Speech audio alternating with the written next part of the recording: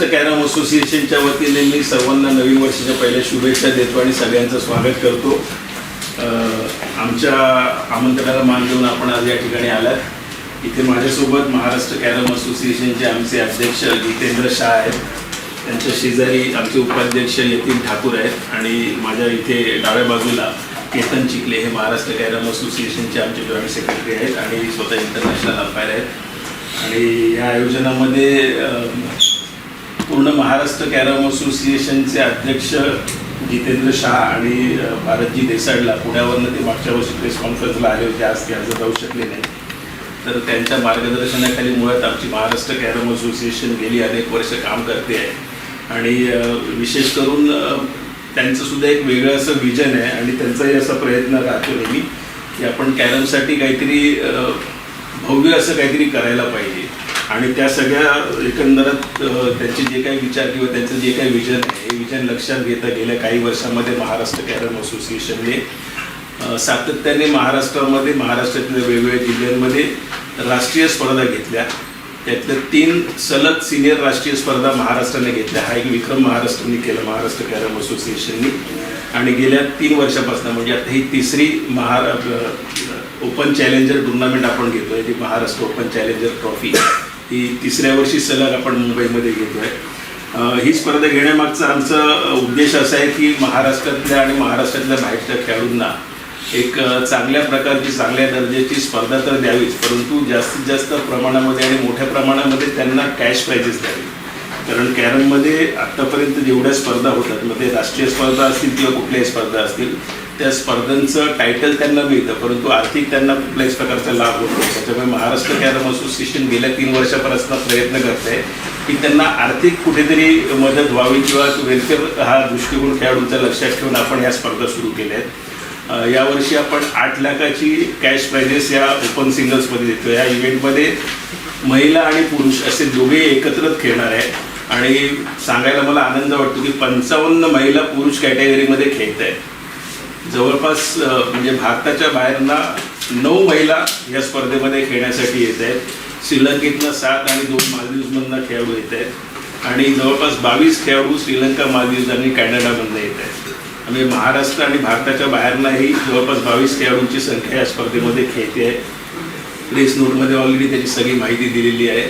29 आणि 30 तारखेला ही स्पर्धा दादरला ओसवाल हॉल आहे रणजी स्कूलसमोर तिथे संपन्न होणार आहे। माझी तुमच्याकडनं एक अपेक्षा किंवा विनंती तुमच्यासाठी ही राहील की प्रेस कॉन्फरन्सला जसे तुम्ही आलात तसं तुम्ही किमान एक दिवस त्या स्पर्धेला येऊन भेट द्या आणि शक्य झालं तर पहिल्या दिवशी येऊन भेट द्या, कारण पहिल्या दिवशी त्या स्पर्धेच्या ठिकाणी एक चांगलं असं वातावरण असेल। 48 कॅरम बोर्ड एका वेळेला लागणार आहेत आणि फार क्वचितच एवढ्या मोठ्या प्रमाणामध्ये कुठल्याही स्पर्धेमध्ये कॅरम लागतात किंवा ते कॅरमवरती स्पर्धा होते। तर 48 कॅरम आणि या सर्व बोर्डांवरती अगदी व्यवस्थित आम्ही पंचांची व्यवस्था केलेली आहे आणि एवढ्या मोठ्या प्रमाणामध्ये अंपायर्स अवेलेबल होणं स्पेशली कॅरमसारख्या खेळामध्ये ही एक चॅलेंजिंग गोष्ट आहे आणि हे सगळे अंपायर्स आपण महाराष्ट्रामधूनच शक्यतो घेतलेले आहेत।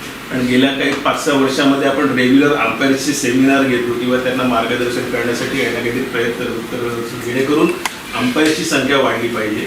तर 48 अंपायर हे एका वेळेला पुरवणं हे आमच्यासाठी मोठं एक टास्क होतं आणि आम्ही त्याच्यामध्ये यशस्वी होत आहोत असं आम्हाला एकंदरीत दिसतं आहे।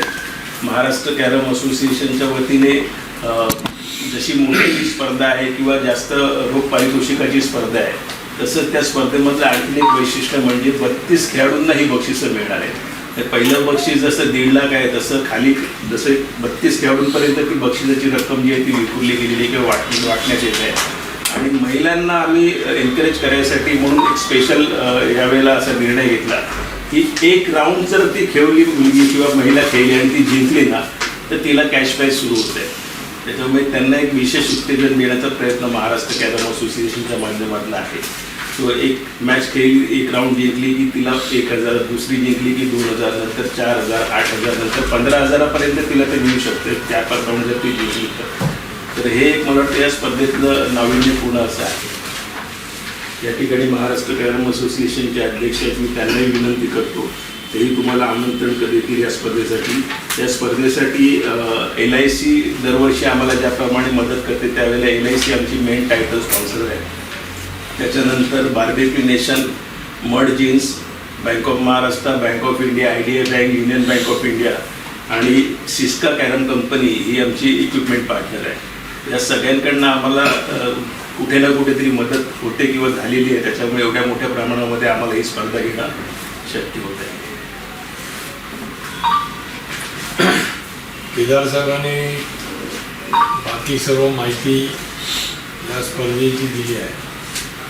माझी आपल्या सगळ्यांना एकच विनंती राहील की दादर किंवा मुंबईमध्ये जेव्हा एखादा इव्हेंट डिक्लेअर होतो कॅरमसाठी, तर संपूर्ण भारतात नाही पण जवळपास जे 16-17 देश खेळतात त्याच्यातलेही प्लेयर इकडे येण्यास उत्सुक असतात.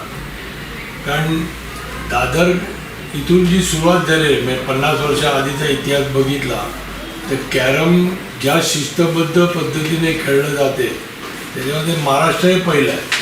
आणि हा गेम एक शिस्त लावल्यामुळे त्या लेवलला नेऊन ठेवलेला आहे. गेली 10 वर्ष महाराष्ट्र कॅरम असोसिएशनचे सर्व पदाधिकारी वेगवेगळ्या महाराष्ट्राच्या जिल्ह्यातच नव्हे पण भारतात पण कुठेही स्पर्धा असली, जगात कुठेही असली तरी आपल्या महाराष्ट्राचे प्लेयर नेहमीच पाठवत असतो. आणि आतापर्यंत उत्कृष्ट 3 ते 14 वर्ल्ड कप आपल्या महाराष्ट्राच्या प्लेयरने आणून दिलेले आहेत. हे बाकीचा इतिहास माहिती देशील तुम्हाला. पण आता ही जी स्पर्धा थर्ड भरवतोय जी त्याच्यामध्ये वैशिष्ट्य असं आहे का पूर्वी जो 30-40 वर्षाआधी अटॅकिंग गेम व्हायचा, म्हणजे आज कसं आहे तुम्ही क्रिकेटमध्ये जर बघितलं तर टेस्ट मॅच नंतर ते वन डे आणि नंतर IPL, मग चुरस त्याप्रमाणे हा कॅरमचा सुद्धा गेम त्या पद्धतीने डिझाईन केला आहे. आणि आपण ही महाराष्ट्रातनंही सुरुवात केली आहे. ही तिसरी स्पर्धा अशी आहे का ज्याच्यामध्ये अटॅकिंग गेम होणार आहे, महिला व पुरुष एकत्र असणार आहे. आणि सगळ्यात वैशिष्ट्य तर नेहमी असं असतं का बाबा 4 चॅम्पियनच बक्षिसं घेऊन जातात, तसं नाही आहे. पहिल्या दुसऱ्या राऊंडपासनं जो एक राऊंड जिंकला तरी, आणि खास करून महिलांसाठी तर त्यांना विशेष त्याच्यामध्ये तुम्ही वाचलं असेल तर विशेष बक्षीस दिलेले आहे का एक राऊंड जिंकल्यावर अमुक पैसे, 2 राऊंड, म्हणजे त्यांना प्रमोट करण्यासाठी जास्तीत जास्त महिलांचा सहभाग वाढावा या दृष्टीने हा खेळचं डिझाईन केलं आहे. आणि माझी तुम्हाला सगळ्यांना विनंती राहील का तुम्ही या स्पर्धेला 2 दिवस वेळ काढून या आणि त्याच्यातले चांगले गेम बघा, त्यांना हायलाईट करा. या गेमला प्रमोट करणं एवढ्यासाठी गरजेचं आहे का क्रिकेट आणि यातलं ग्लॅमर पहिलं, आता सेकंड कबड्डी, पण हे सगळे या देशाच्या अंडर शिकलेल्या आहेत. हा मुळात कॅरम गेम हा भारतातला राजा महाराजांपासून आलेला गेम आहे आणि भारताने जो डेव्हलप केलेला गेम आहे. आज जवळजवळ 18 कंट्री, 18 ते 20 कंट्री त्याच्यात खेळत आहेत, पुढे वाढतील. आणि जसं जसं या गेमचं आमची अपेक्षा हीच आहे तर या गेमला कुठेतरी प्रसिद्धी मिळाल्यानंतर ऑलिम्पिक किंवा एशियन गेमच्या लेवलला कुठेतरी जर समाविष्ट जर झाला तर पहिला फायदा भारतातल्या प्लेयरला होणार आहे, महाराष्ट्रातल्या प्लेयरला होणार आहे आणि हा गेम पुढे जाईल. जसा बुद्धिबळ आपण खेळतो त्याच्यात असं म्हणतात का भरपूर इंटेलिजन्स लागतं, त्या गेममुळे वर्ल्डला फेमस झालेला आहे.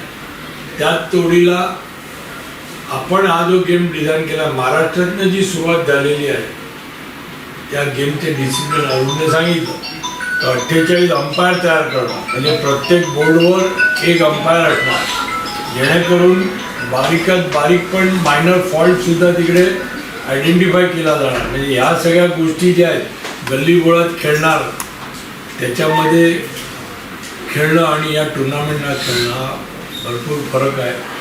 प्रत्येक प्लेयर हा टेन्शन घेऊन खेळतो, त्याचं टुर्नामेंट प्रेशर असतं आणि या सगळ्या गोष्टी भविष्यात ह्या गेमच्या माध्यमातून आज असं आहे का बुद्धीला चालना देणारा हा गेम ठरलेला आहे. म्हणजे जसा चेस आहे तसा कॅरम आहे, परंतु कुठेतरी त्याची प्रसिद्धी फार कमी होते.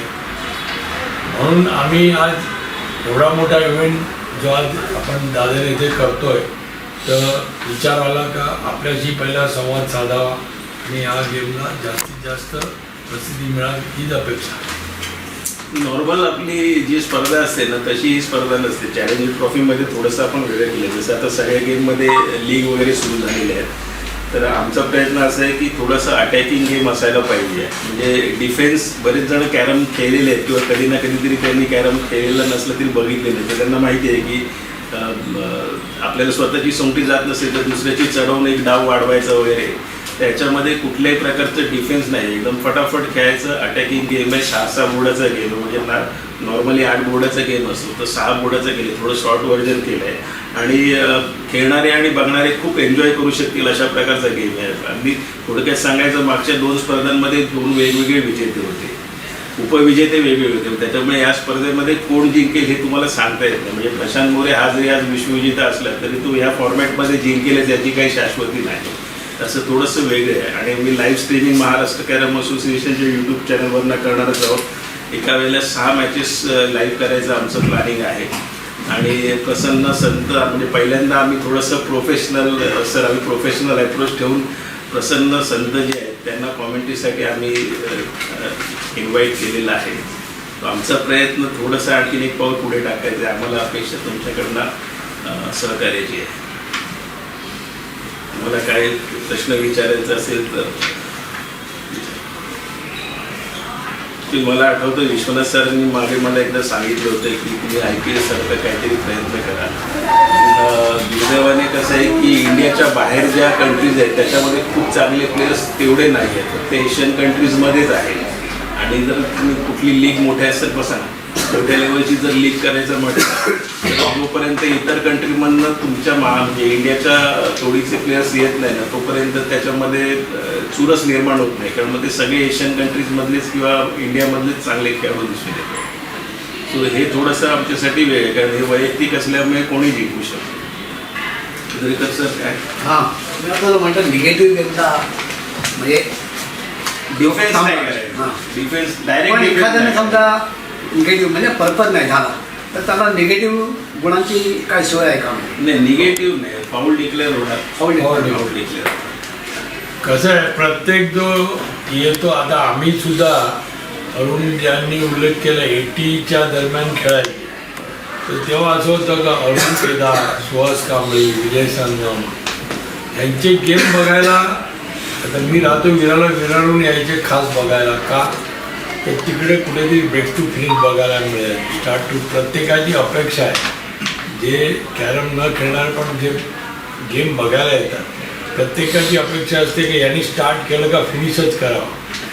तर मध्यंतरी जे गेम खेळायला लागले ते कसं आहे, 10 वेळा एकच कॉईन फिरवा बघणारा बोर होतो. त्यांना असं वाटतं की काय करताय. वास्तवमध्ये घेण्यापेक्षा ते डिफेन्स करणं पण कठीण असतं, पण बघणाऱ्यांना ते बोरिंग वाटतं. प्रत्येक जो बघणारा येतो त्याला असं वाटतं का फास्ट कसा खेळला जाईल. जसं मी बोललो IPLमध्ये चौके आणि छक्के बघण्यामध्ये T20मध्ये इंटरेस्ट असतो, तसं ह्याच्यातल्या गेममध्ये ब्रेक टू फिनिश किंवा ब्लॅक टू फिनिश, समोरच्याची एक सोंगटी राहिली दुसऱ्याने 9 मारला, म्हणजे हे बघण्यात इंटरेस्ट असतो आणि त्याच्यामुळे ती प्रसिद्धी वाढेल असं आमचं ठाम मत आहे. म्हणून तो निगेटिव्ह गेमला फाऊल्स ठेवले. ओपन टुर्नामेंट तर एंट्रीज किती अपेक्षित आहे आणि निकष काय? आमच्याकडे ऑलरेडी 501 एंट्री झाली. आम्ही क्लोज केल्या एंट्रीज. 501 एंट्री झालेले आहेत, त्याच्यातले 22 आउट ऑफ इंडियाचे. जवळपास 100पेक्षाही जास्त खेळाडू महाराष्ट्राच्या बाहेरचे. निकष काय असतो? नाही, ओपन टुर्नामेंट कोणी पार्टिसिपेट करू शकतो, परंतु आम्ही थोडंसं त्याच्यावरती कंट्रोल असं ठेवलं आहे की समजा एखादा आता कोणतरी UP, बिहार किंवा नाहीतर दिल्ली किंवा बेंगलोरवरनं एंट्री देत असेल तर आम्ही थोडी चौकशी करतो की तो खरोखरच म्हणजे चांगला खेळणार आहे की नाही किंवा खेळणार आहे की नाही. नाहीतर कसं आहे की मुंबईमध्ये 2-3 दिवस राहायची सोय आहे, खायची सोय आहे आणि आपण मुंबई फिरायला जाऊया असं कोणतरी येता कामा नाही. मग त्याचं त्याच्या स्टेटमध्ये काय रँकिंग आहे त्याची थोडीशी माहिती घेतो. त्याच्यामध्ये कोणतरी चुकून असा एखादा घुसतो नाही असं नाही, परंतु आम्ही त्याचा थोडक्यात इंटरव्ह्यू घेतल्याशिवाय एंट्री देत नाही आहे. महाराष्ट्रामध्ये आपण ओपन ठेवलेलं आहे, कारण महाराष्ट्रामधल्या खेळाडूंना आपल्याला थोडंसं एनकरेज करायचं आहे किंवा त्यांना संधी मिळाली पाहिजे. त्यामुळे महाराष्ट्रामध्ये फार रिस्ट्रिक्शन नाही.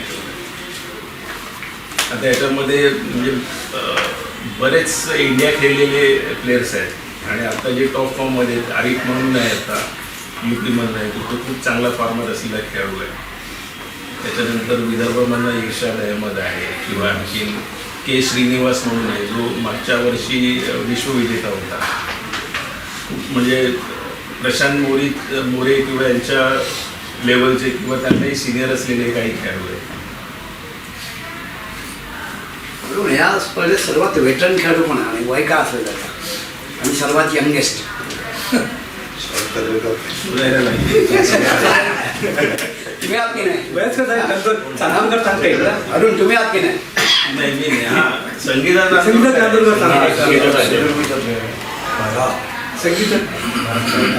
सर आणि सीडिंग वगैरे काही असणार आहे का?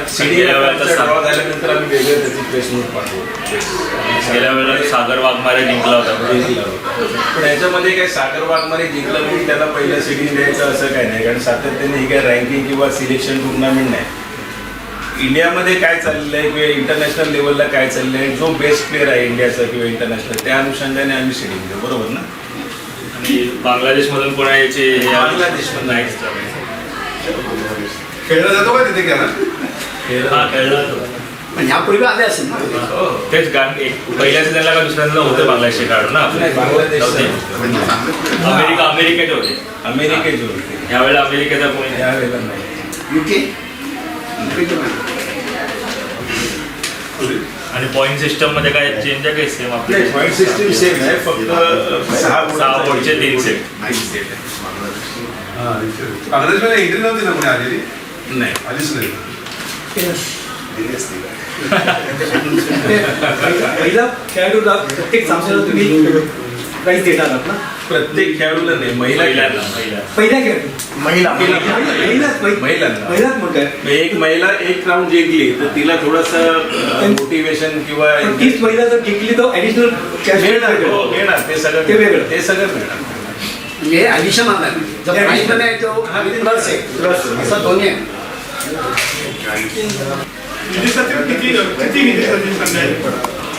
तीन देशात नाही, श्रीलंका, मालदीव आणि कॅनडा. यावेळेला म्हणजे पुरुष आणि महिलांमधून एकच फर्स्ट प्राइज काढणार इव्हेंट आहे, म्हणजे ओपन केलं ते. मागच्या वर्षी आपण यावेळेला ओपन केलं आणि दोघांना श्रीलंका, मालदीव आणि ह्याच्यातून पुरुष किती खेळले? Canada 22 total. परंतु एक महिला पण, हा महिला पुरुष मिळून त्यापैकी 9 महिला 9 आणि महिला, बाकीचे पुरुष. 2 मालदीवच्या महिला आहेत आणि 7 श्रीलंकेच्या. गेल्या वर्षी तुलनेत आता खेळाडूंची संख्या वाढली आहे. गेल्या वर्षी नाही, आम्ही रिस्ट्रिक्ट केली आहे, कारण 3 दिवस कसं आहे, असते ना आपली स्पर्धा. नाही, स्पर्धेचा कालावधी ठरलेला असतो, स्पर्धेचं ठिकाण ठरलेलं असतं आणि त्याचं एक म्हणजे जागा ठरलेली असते. म्हणजे जर तुम्ही 700 एंट्रीज घेतल्या तर त्याच्यामध्ये ते स्पर्धा म्हणजे संपन्न तर व्हायला पाहिजे. आता 48 कॅरम आम्हाला लावायला लागले एवढ्या एंट्री झाल्या होत्या. आम्ही सुरुवातीला आधी 300चा आकडा ठरवला होता, नंतर मग तो 400 वरती घेतला, मग आता 501 एंट्री झाली. 501 मध्ये मुंबईतले किती खेळले?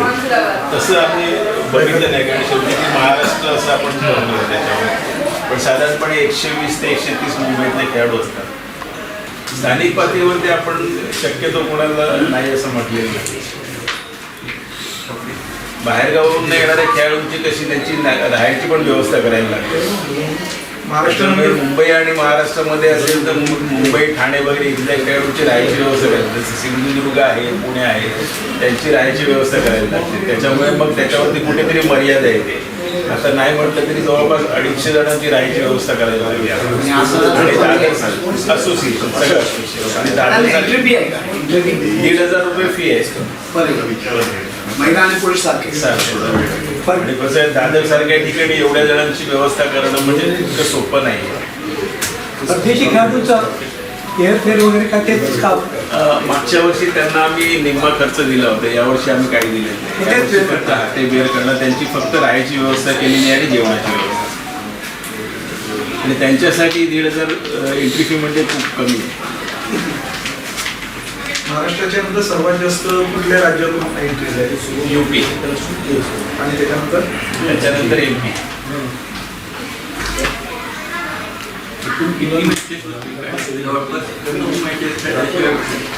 पहिल्या दिवशी 6 सेशन्स आहेत आणि पहिल्या दिवशी 10 सेशन्स आहेत आणि दुसऱ्या दिवशी 6 सेशन्स आहेत.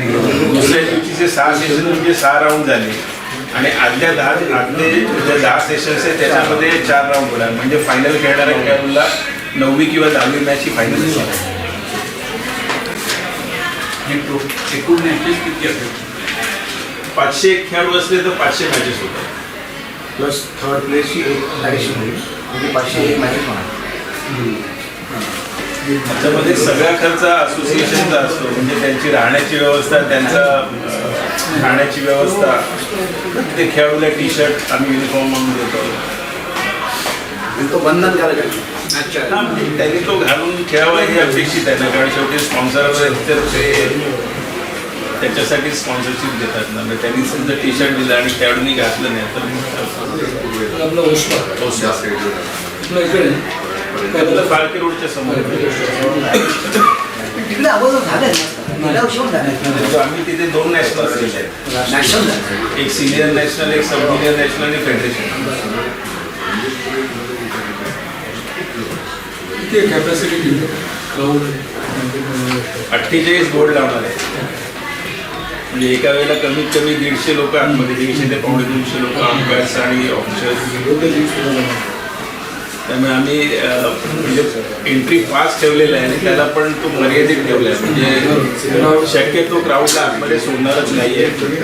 सिक्युरिटी पण ठेवलेली आहे, बाउन्सर्स वगैरे ठेवायला लागले. नाही तर काय मग उगाच जास्त लोकांना आत सोडलं तर मग खेळणाऱ्यांना त्रास. असं वाटत नाही की एवढे चांगले खेळाडू खेळणार आहे आणि त्याला प्रेक्षकांना मजा आहे. नाही, याच्यामध्ये कसं आहे, लाईव्ह स्ट्रीमिंग आम्ही दिलेलं आहे. 6 मॅचेस लाईव्ह होत आहेत आणि त्या सगळ्या लाईव्ह मॅचेस चांगल्या खेळाडूच्याच असणार आहेत.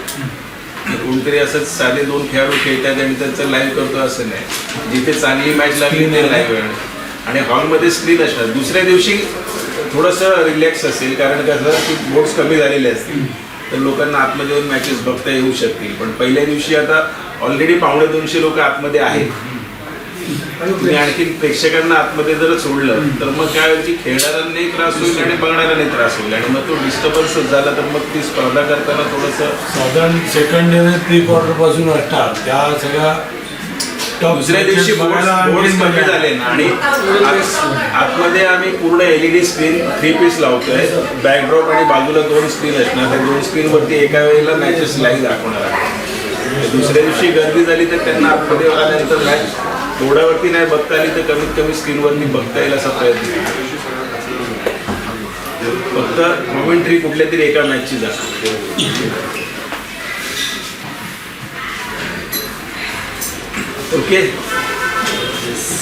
माझी पुन्हा एकदा सगळ्यांना रिक्वेस्ट आहे की स्पर्धेच्या ठिकाणी स्पर्धेला तुम्ही सगळ्यांनी भेट द्या. विशेष करून पहिल्या दिवशी भेट दिली तर जास्त आम्हाला आवडेल, कारण त्यावेळेला एक भव्य असं वातावरण त्या स्पर्धेच्या हॉलमध्ये असेल. कारण एका वेळेला 48 कॅरम ज्या वेळेला लागतात त्यावेळेला ते चित्र म्हणजे फार वर्षापूर्वी मला असं वाटतं साधारणपणे 94 साली वगैरे विजयकर जेव्हा प्रेस होते टाइम्समध्ये विजयकर, तेव्हा त्यांनी एक फोटो एका स्पर्धेचा छापला होता आणि ते सगळे बोर्ड्स लाईनीत लागली तेवढं व्यवस्थित त्यांनी तो फोटो दिला होता. जसं ते भव्य चित्र ह्या स्पर्धेमध्ये आपल्याला बघायला मिळते. कुठे होती स्पर्धा? ती नाही, ती स्पर्धा आहे ना याला होती MIG क्रिकेट क्लबची स्पर्धा. सर गेल्या वर्षी किती बोर्ड होते?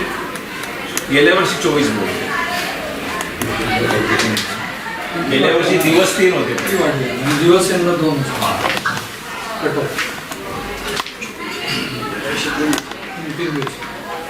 मॅडम काय प्रश्न?